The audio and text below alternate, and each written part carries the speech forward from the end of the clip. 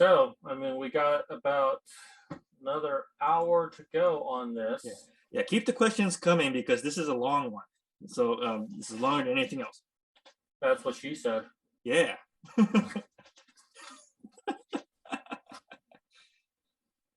I'm so used to him being so straight-laced that when he actually shows personality, it throws me off.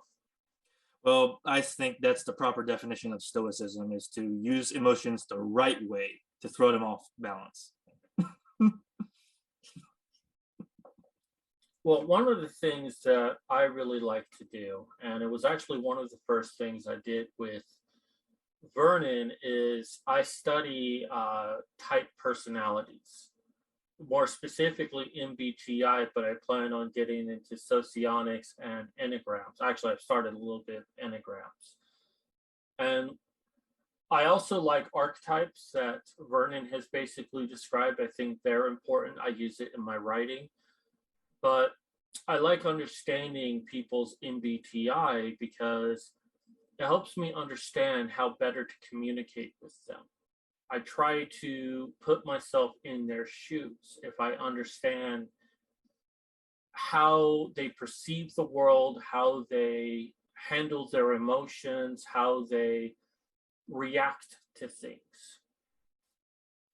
And like I said, the first thing I did is I asked Vernon a series of questions because usually I can figure out people's MBTI type within 4 to 10 questions. And I'm an ENTP, and is it okay if I say your type? He is an INTJ, which is actually two very compatible types. Even though we approach things much differently, we think along the same wavelength because we're both abstract people who put a lot of time into thinking and still have access to our emotions. But our weakness is concrete thinking. But the similarity is like we're on two opposite sides of the coin because, like, Vernon, his most dominant type is introverted intuition, whereas my most dominant type is extroverted intuition. I'm NE, he's NI. The same with thinking. He's extroverted thinking, I'm introverted thinking. And so what I like best working with Vernon is he doesn't always agree with me.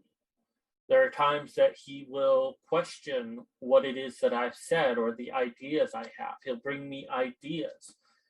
Sometimes he's quite certain that I'll disagree with him on it and I'll give it some serious thought. I'm like, no, that's a good idea because it's not something I would have thought of. It's something he would have thought of. And that's what's been so rewarding about this is we're the same, but also different at the same time, different in a complementary way that makes us an awesome team together. And it looks like Robert Brockway has a comment. Do you want to respond to what I just said or just read the comment? No, we can just go ahead. I'm basically in total agreement with you because I don't disagree with you at all. Okay, then. But anyway, did you want me to go ahead and? I'll go ahead and do it. Okay, go ahead. From Robert Brockway, also an organizer in the Australian League. Not a question, just a statement. As an organizer, I wanted to thank Chris and Vernon for their work on Hoover. They went away, did a deep dive into the software, and produced excellent documentation. This was a great help to me while inputting videos, setting up Q&As, etc. Yeah, I learned recently how to use InDesign. So I designed a document in InDesign to help Robert and Mike and a few others on how to actually use the interface. Because when you first come in, it's intimidating as hell. I'm like dumbfounded. How am I going to understand this? But me and Vernon, we just did the work. But you know, Robert and Mike, they were busy doing other stuff. They didn't have the time to dedicate like we did. So I created a nice little guide to explain some of the major details that would help them accomplish their tasks.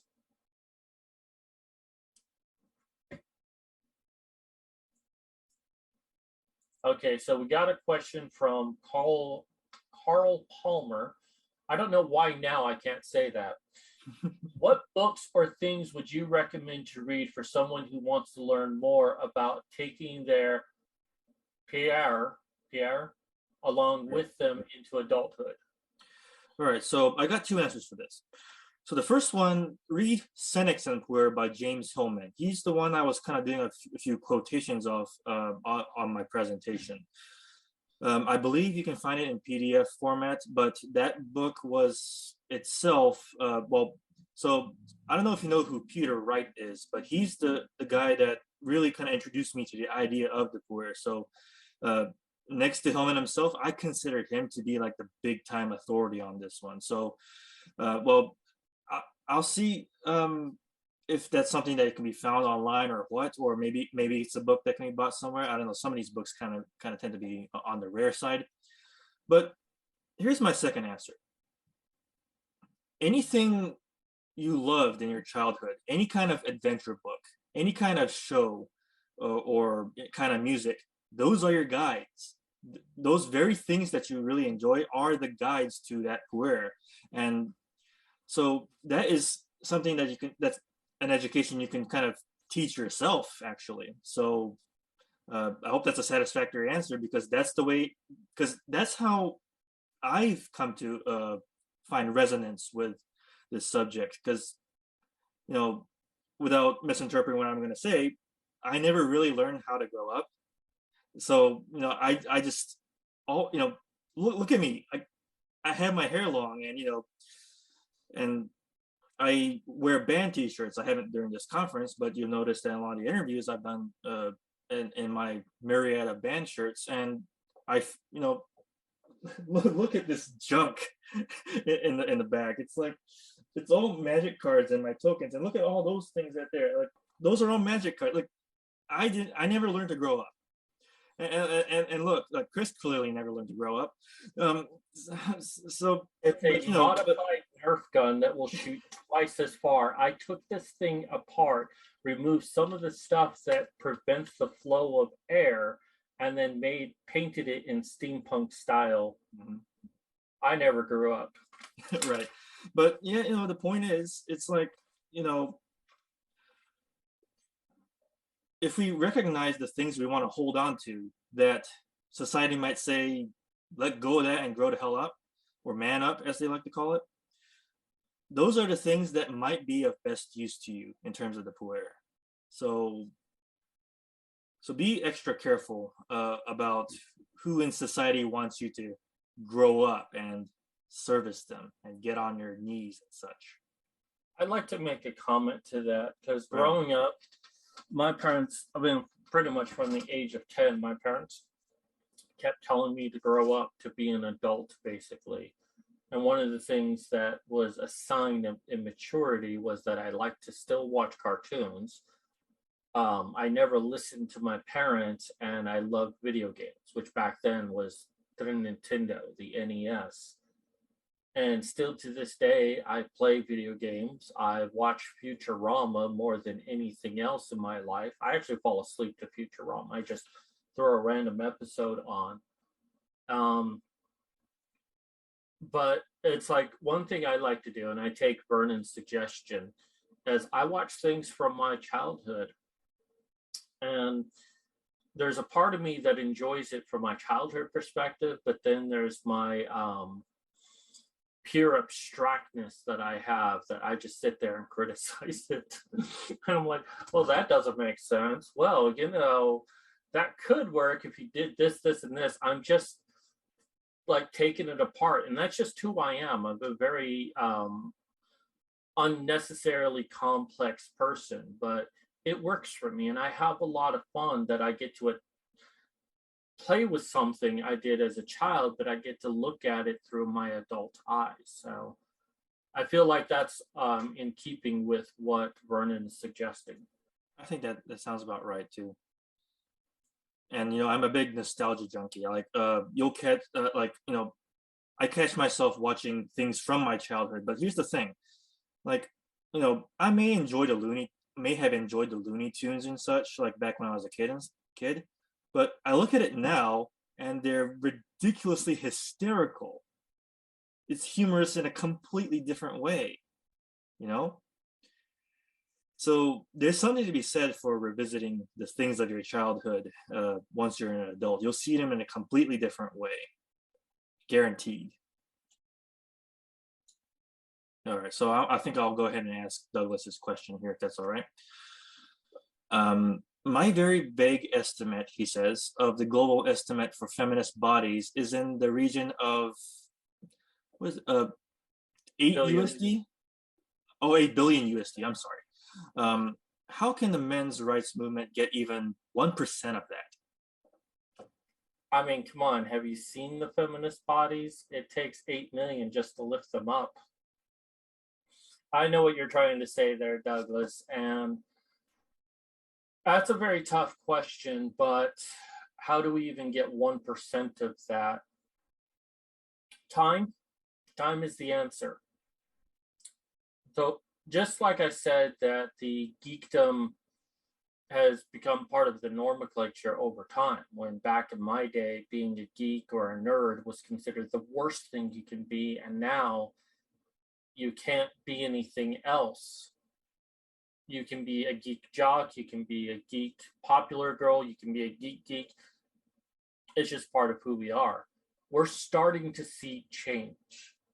And that's what makes me excited now. I mean, I think about how I could have written my book back in 2013 and even taken a few years to get it together. But now is the time for my book to really come out because things are changing.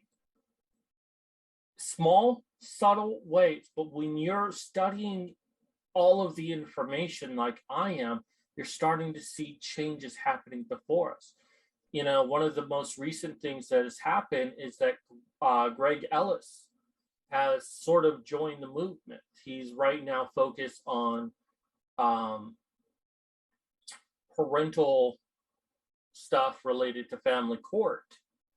But, you know, there's Brad Pitt, who recently had to deal with the divorce of Angela Jolie, who used parental alienation.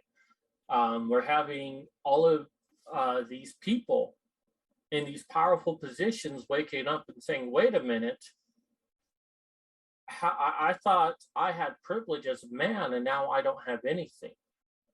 Johnny Depp, prime example. He got to see firsthand. Now, these people are still a little afraid to become part of the men's movement. But in 10 years' time, I think we're going to see us getting mainstream. But we're seeing other little changes. You know, we were talking about Carnell Smith. He talked about changing the laws, and he went to 11 different states to try to change the law, and some of them did. That's a big improvement that people are starting to wake up, and it's like, wait, there actually is inequality out there. Right now, we're starting to see women having to pay alimony to their husbands. And boy, howdy, are they complaining about it. Oh, this is unfair. Why do I have to pay money? Men have had to always do it. Things are starting to change. And right now, I'm super excited. Now, does that mean we're going to get 1% of that $8 billion to the feminists get? No, it doesn't mean that. But it means that sooner or later, we're going to start taking money away from them in the name of equity. And yeah, they're going to complain. Feminism is a dying breed. They're trying desperately to stay alive. But I'll tell you, what really gives me hope is how crazy feminists have become, how much they need intersectionality to be a thing, that not only is it your gender, it's also your sexuality and your race. And they're trying to tie all of that together because of one simple saying, it gets worse before it gets better. Feminists are doubling down and tripling down right now. They're desperate to stay relevant. They're desperate to keep the money flow in any way they can. And that's going to be their undoing because they could still have power for the very low cost of embracing men's rights. And they're not going to do that. And I'll give you an example of a company that I think of about this is Kodak. Kodak in the 1980s came to the conclusion that eventually digital film would replace physical film, that everything would go digital, and they knew it and did nothing about it because the majority of their sales came from film, the little film that you put in your camera and then you'd have to do that. That's where most of their money came from. They knew it and they did not evolve. They stayed true to that and they went bankrupt. They knew it before anyone else. And feminists, they see the writing on the wall. We've got to do more and more and more to stay relevant. And they're not going to stay relevant for very long. I hope that answers your question.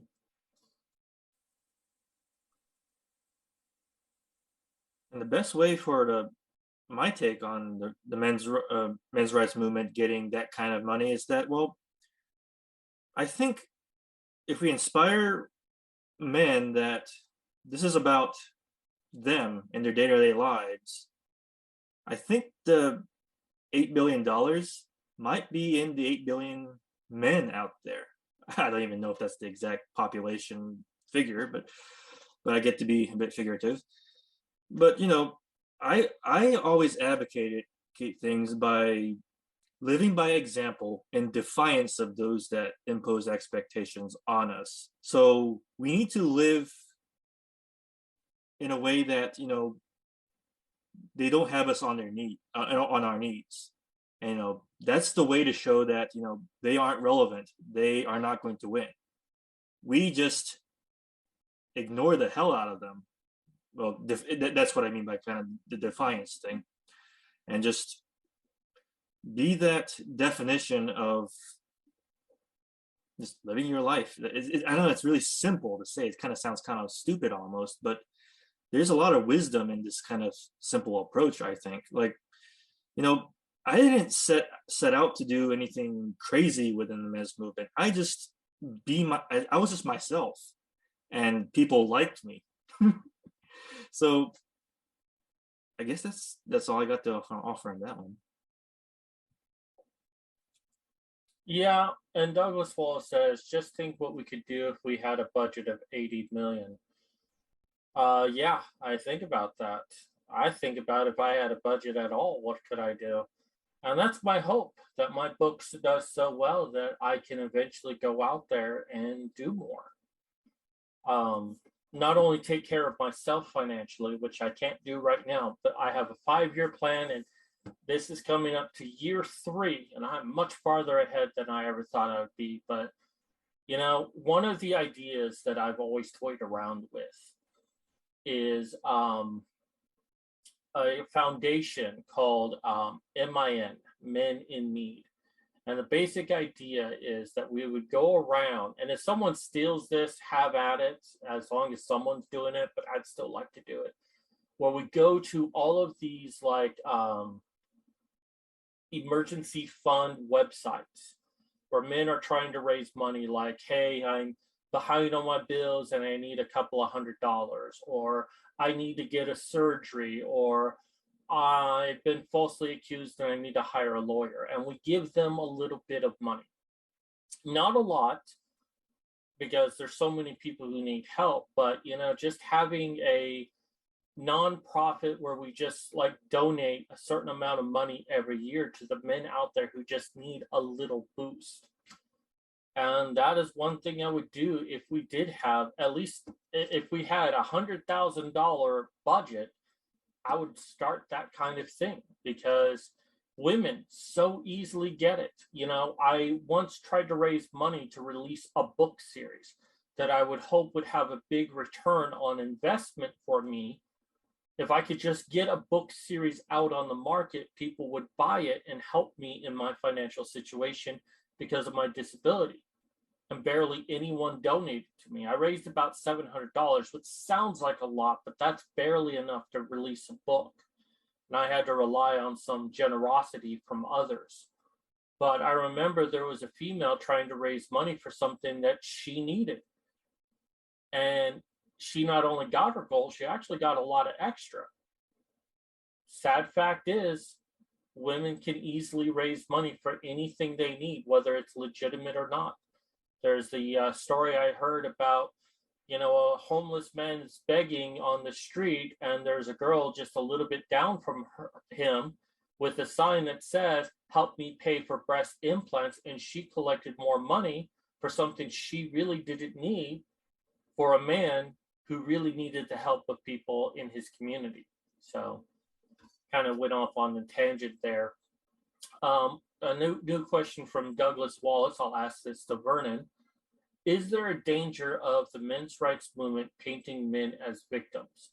If so, does it matter? Well, I guess the main distinction to have there is whether they're a victim or those kind of doing the feminist victim mentality thing, kind of identifying first as a victim.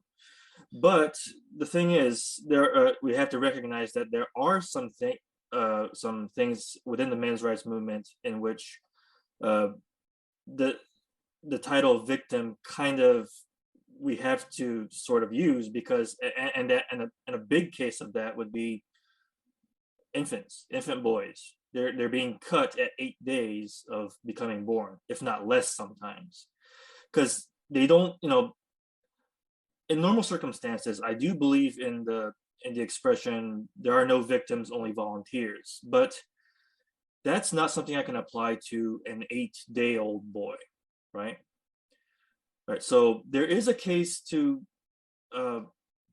classify a man as a victim, but in adulthood, I think there starts to become a distinction of those who carry on and parade a victimhood mentality as like a badge of honor or something like that. I know this is a bit of a delicate area. I'm not saying that horrible things don't happen to men. Of course, I mean, but I wonder if so. In terms of, I think you're asking in terms of like the risk of making some of the same mistakes as feminists are doing, but I think there's a definite case to be made in the men's movement that there is some serious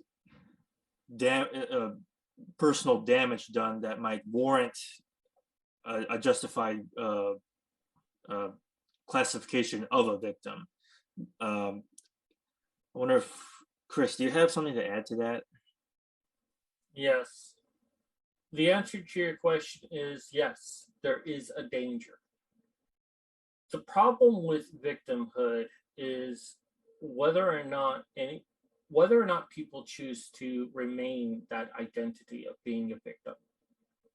There are victims out there. Even adult men are victims of the injustices of the court system.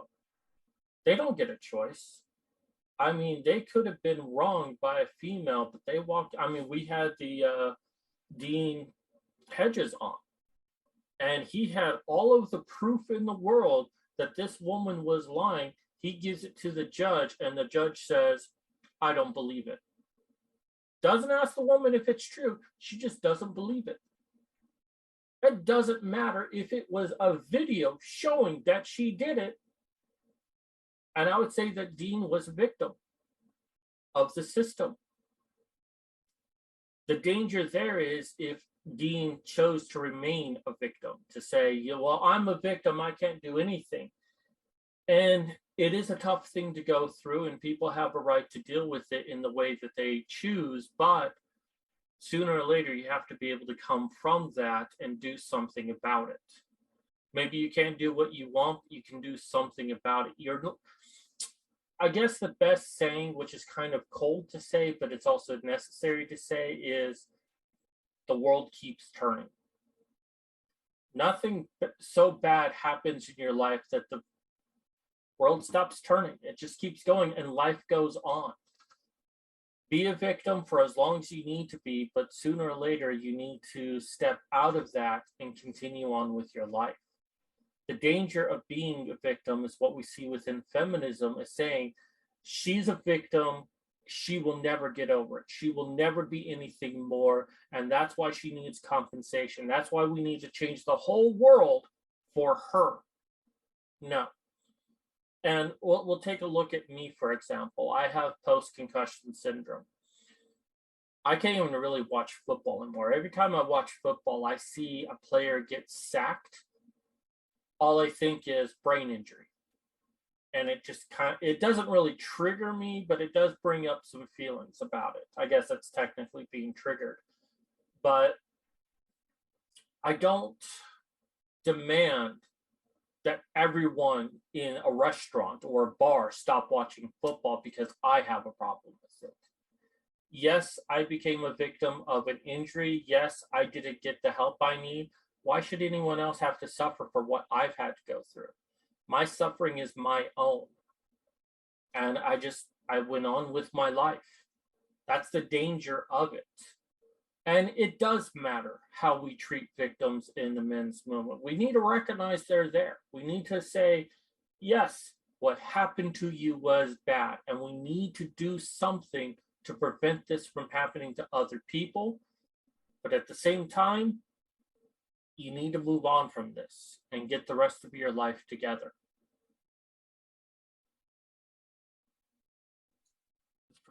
That's a great way to put it, for sure. Yeah, I mean, there's a point to kind of take it in, but then you've got to live the rest of your life and live it in your own, according to your own vision. And let's not let that vision be victim. I mean, look at me now. I became a victim of an injury in 2012. Next year will be my 10-year anniversary of that. And, when my anniversary comes around, it makes me super, super depressed. And so many people are always saying to me, hey, you don't need to be depressed. Your life is much better now. I can't help it. I'm going to feel bad, and nothing anyone says is going to change it. For that one day, I'm going to feel like shit. And I guess you could call me a victim at that point. Next day, I carry on with the rest of my life. I do have sympathy for people, but I'm always going to encourage them.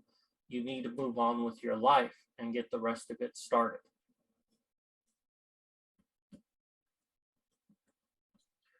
All right, we got a little bit more time, so we can squeeze in a few more questions, right, Chris? Yeah, we can. We got at least bare minimum 10 minutes. So please ask us some questions. This is what I live for. This is the one thing I hope the future of ICMI has for me is people want to interview me and ask me questions.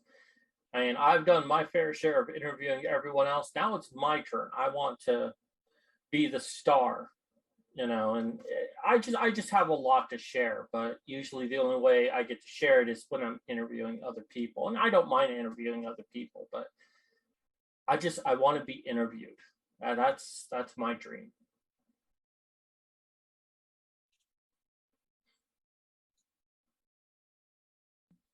So, or we're just going to sit here in awkward silence.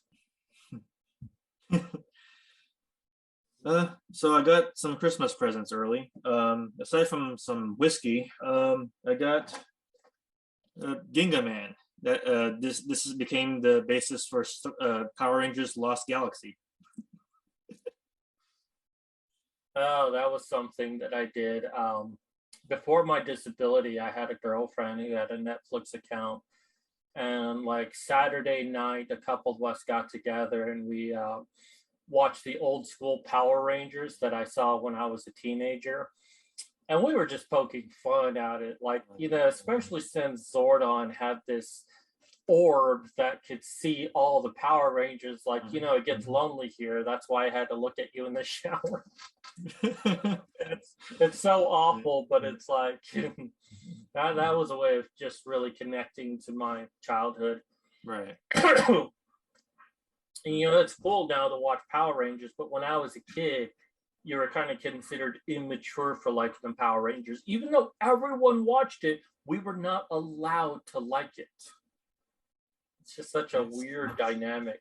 That is kind of a very strange dynamic, for sure. Yeah. Well, I've bought myself a couple of Christmas presents. I haven't really received anything from anyone else. My mother has a lot of things wrapped, and I'm just like counting down the days to Christmas to see what she got me, and I got her a couple of things. But I bought myself a lot of stuff related to Photoshop. I want to really learn how to use Photoshop. I've bought myself a lot of courses on other Adobe products. So I got that for myself. I don't think I've actually bought anything tangible for myself offhand. Nothing's coming to mind. I'm always looking for books. That's a great gift to give me. If anyone wants to give me a gift, I have an Amazon wish list of over 300 books related to men's issues in some way. There's a lot out there, actually. Or if you need ideas of what books to get yourself, look at my playlist. But for me, the next year is going to be a year of learning. I want to learn a lot of different things. I want to get my books out. I want to learn how to use Adobe products because I think that's going to definitely help me with my writing, more specifically in designing covers, especially for my publishing company, but also the magazine as well, because I want to create really powerful magazines with what limitations I have. I mean, there's always more you can do. And I want to make this the best possible thing so more people buy it and just keep us afloat and putting that stuff out there.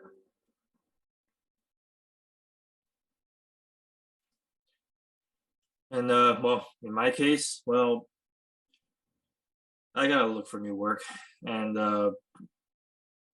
gotta plan ahead for the future. I need to because we're gonna move to Florida, get out of this crazy weather. So there's a lot of that going on ahead. So Carl Palmer says, I bought myself a watch for Christmas and the crown fell off and is lost within 7 days of having it. Ugh. Sorry to hear that.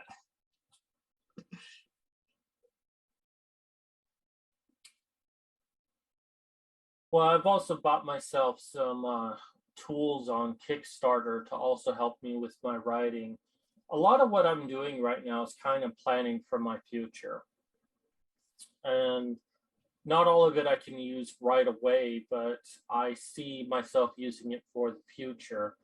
I'd like to teach some courses again. I only taught one on how to use a private server on your computer to do Media Wiki, but I'd like to get back to that. I have a lot of eggs in various baskets, and I've also been thinking about maybe at the end of my 5-year plan, becoming a life coach. And I want to become a life coach. Oh, did you, Carl? Awesome. Thank you so much. For those who don't know, it's called Digital Notes Organizer on Udemy. Carl's just stated that he bought that course. And I propose it as a way to build your own private encyclopedia. You find knowledge out there and you want to keep it in one place. That's kind of what the idea is. But I'd like to be a life coach because I was a success. My 5-year plan, and I came out a success as in all the things that I did, but more specifically getting my life together. And I think I have a lot to offer as advice to other people. So I was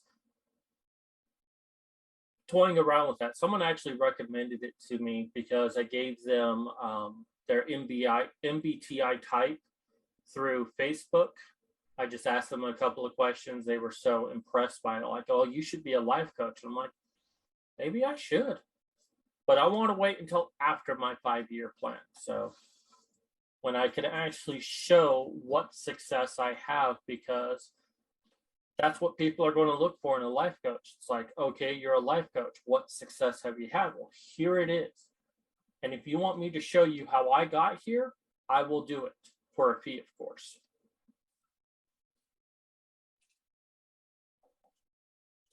What about you, Vernon? What are some long-term goals you have? Long-term goals? Well, I want to get out of this rut of just doing home demos of my music. I really want to start working with some actual real life musicians and turn my project, The Worldless, into a band that to actually play live and such.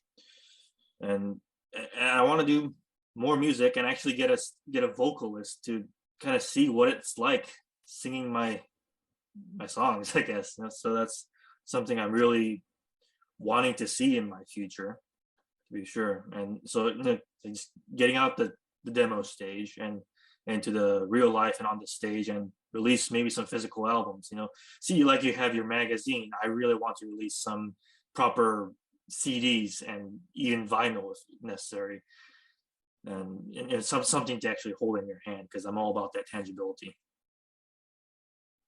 So I wouldn't be surprised if tangibility makes a comeback, because I mean, I have a lot of digital books, but without this banner here, you'd see all the books behind me. And I'm a bibliophile. I love books. I love the feel. I love the smell. There's just something better about reading a page versus reading a digital page. I'll still read digital pages, don't get me wrong, and I have so much content on my computer, but every now and then I'll just print something out just to see it on paper. Right. Especially being able to mark on it, because I could technically do that it's not the same. So yeah. I'm betting within the next 10 years, we're going to see a lot more tangibility in the products we have. Right. And like you said, I'm not anti-digital at all, because I'm all for the proliferation and march forward of technology and everything like that. But it's got to carry on that thing about the past incarnation that made it special. And we'll probably have to kind of, I think it's going to be a rarity. That's something to be sought, the more digitized we go into the future. And like things like books. Well, I actually don't think books would be extinct or close to it, to the point that they'd be, rare to find. But I mean, historical pieces are always going to be of value some point in the future, I think. I mean, to some extent, anyway. But it's going to be it's interesting. It's going to be interesting to see it play out, I think. I don't think books will ever really go out of style. I mean, our civilization fought too long and hard for them, but I believe they've evolved. Right. Because we no longer really have like traditional publishing houses anymore. Like if I tried to get myself released from a traditional publisher, it's almost impossible. They're not really looking for new people unless they can really knock the socks off and really confirm a budget, because not that many people buy books, but enough people still do. Like I can go on Amazon and tell them, hey, print a book of this book here, and they will, on demand as well. So books will always be around. It's just that they're not going to be as available as they used to be. We're evolving.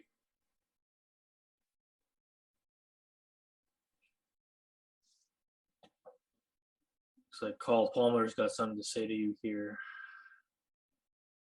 Chris, I recommend you write a short book highlighting your philosophy once you reach your 5-year goals. This can act as a magnet to your life coach if you choose to do it. A few years ago, I was living in Philadelphia and my computer crashed. I needed a new video card, and it took a couple of weeks to get a new one. And during that time, I was just on my laptop, and I decided to write my autobiography. And I've always considered writing my autobiography, but I wanted to release it when I had a success in my life. So that's probably what I'm going to do, is I'm probably going to finish it. I've got about maybe 80 pages into it. But I'll probably release that at the end of that 5-year goal, so people can know what it is that I did, and might help me with my business as well.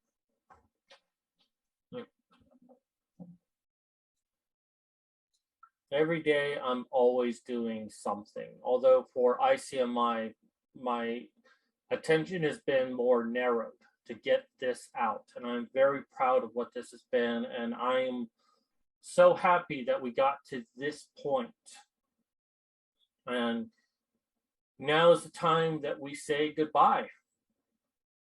Not forever, because I mean, certainly there's next year, and me and Vernon, we're going to be planning 2023 somewhere in the North Americas. It could be Canada, it could be Mexico, it could be the United States. I don't know right now, but I'm going to be looking for places to do it. And oh, I can't wait. That's going to be a great honor. And I'm so thankful for Mike Buchanan for giving me that responsibility. So I thank all of you for being a part of this. I thank you for all the questions you have asked. I think that the live Q&A was successful, and I'm going to recommend that we do them again, because being able to interact between the speakers and the audience, I mean, YouTube tries to do that, and a smaller channel can answer all the questions, but bigger channels can't. So I think that if we do this again, I think it's going to be more successful next year. So I'm super excited about that. Do you have any final words? Nope. Just gratified that we've had so much fun with everything, and as you say, all good things must come to an end, and that's our North American wing here. Well, I'm looking forward to. I've had my fun, but I'm looking forward to some rest. Now, the next one up is the Australian wing, the final Australian set of videos.